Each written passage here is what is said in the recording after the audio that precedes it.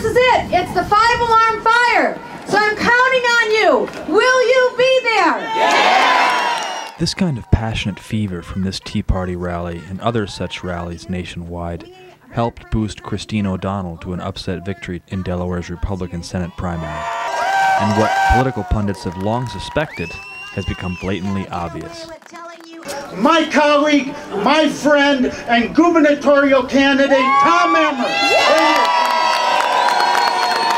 The right-wing Tea Party and its focus on eliminating government and including Christian doctrine in Washington is hurting the greater Republican Party's chances of appealing to swing voters and winning back the House of Representatives in November's midterm elections. The story of a growing rift within the Republican Party between Tea Party extremists and moderates who are driven more by fiscal policies than by bedroom politics is now playing out all over the country.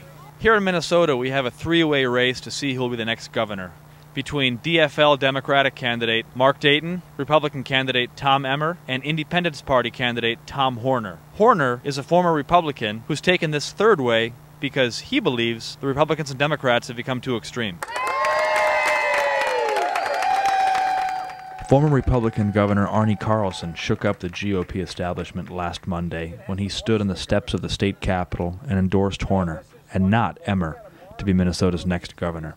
And I applaud Tom Horner for coming forth with his candidacy. But as I'm telling Minnesotans, this is not about Tom Horner. It's about us. It's about what is in our best interest. And believe me, his election is in our best interest. Thank you. During his tenure in office from 1991 until 1999, Carlson was considered a moderate and popular governor. He captured 63% of the vote to win re-election in 1994. Since then, he and his moderate wing feel they've been forced out of the grand old party. The moderates have long left the Republican Party. That's not a new thing. It's just a question of degrees. Now the old conservative wing is under attack. We will win the state of Minnesota, and we will win. John McCain was under attack in Arizona. He was just the standard bearer for the party a couple of years ago. Likewise, Senator Bennett in Utah, one of the most conservative members of the Senate. He was ousted from the Republican Party on the grounds that he collaborated with Democrats. I mean, that's astounding.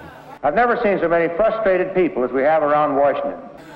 Barry Goldwater, who was the conservative standard bearer in 1964, but the great spokesman for the conservative movement of the Republican Party and the godfather of Ronald Reagan, was no longer welcome in the Republican Party. But soon it's back to the campaign, where Barry Goldwater is calling for courage and integrity in meeting problems. He's calling for an end to do-nothing policies, for progress based on the dynamic principles of the Republic. He's calling for a rebirth of individual freedom. So as you go more to the right and get more ideological, you start slicing off. Now Lindsey Graham of South Carolina is under fire. Thank you.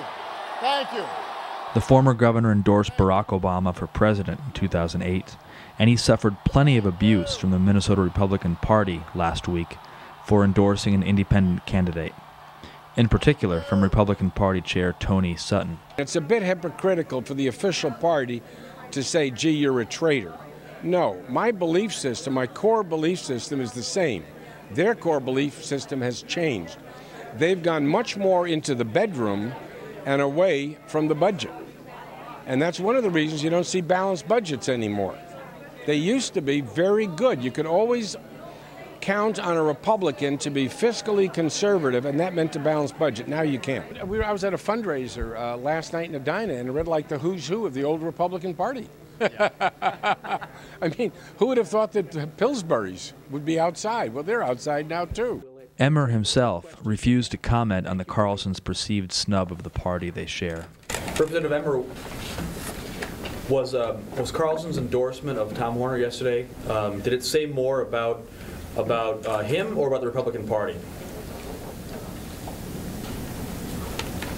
But he has watched as Horner has risen in the polls, no doubt with the support of many traditional Republican voters.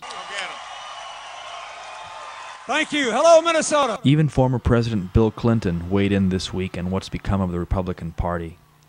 While attending a fundraiser Tuesday night for Mark Dayton, he said, "It used to be that Republicans were evidence-based, not dogma-based. They have thrown all that overboard. This is about dogma and big special interest under the guise of the Tea Party."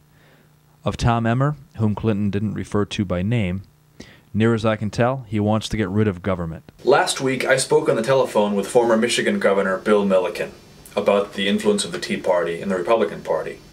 Like Arne Carlson, Bill Milliken was a popular, moderate Republican governor at his time, and like Carlson, Milliken laments what has become of their grand old party. Here's what Milliken told me. "Unlike the kind of approach that's being used by the Tea Party people and others who feel that we have too much government, I feel that a party like the Republican Party can be a moderate, progressive influence in the lives of people." Following his recent debate against Minnesota Secretary of State Mark Ritchie, Republican challenger Dan Severson was asked by the Uptake's Mike McEntee about his thoughts on the Tea Party and whether he supported the movement. That is what you're seeing in terms of the Tea Party and the people that are really about getting back to the Constitution. Like many Republicans, Severson tried to dodge the question, realizing that criticizing the Tea Party could mean criticizing his voting base. Do you identify with those people? Do you encourage them to support you? And do you see that group possibly being dissatisfied with the Republican Party, and that's one of the things that's happening here?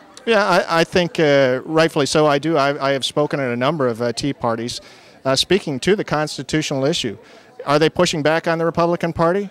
I think probably a little bit, and I don't think that's bad. I think it really, if we didn't reconsider where the Republican Party was and we're continually migrating, we lose our moorings. And so that's why this is so important, that we go back and say, you know what they're saying probably has merit. Following O'Donnell's surprise victory in Delaware last week, many Republicans have spoken out on the danger of nominating someone as extreme as she is to try to win Vice President Joe Biden's former Senate seat in a progressive East Coast state. Even Karl Rove, Bush's brain, lamented O'Donnell's rise within the GOP. He said, "There's just a lot of nutty things," O'Donnell has been saying, "that just simply don't add up," the Republican strategist told Fox News. "I'm for the Republican, but I've got to tell you, we were looking at 8 to 9 seats in the Senate. We're now looking at 7 to 8. In my opinion, this is not a race we're going to be able to win." I asked Arne Carlson what will happen to the Republican Party going forward if the Tea Party maintains its stranglehold in the GOP. It may have to play out. It truly may have to play out. Because at some point, they have to start to identify what they're for. And I think the electronic media, through this whole subsystem of the internet, has allowed a lot of recklessness with accuracy and truth to occur. A lot more demonization of people than we've ever seen before. But if, say, let's say Republicans take control of the House of Representatives in Congress, all of a sudden they're going to have to start talking about what they are for. That'll be an interesting development.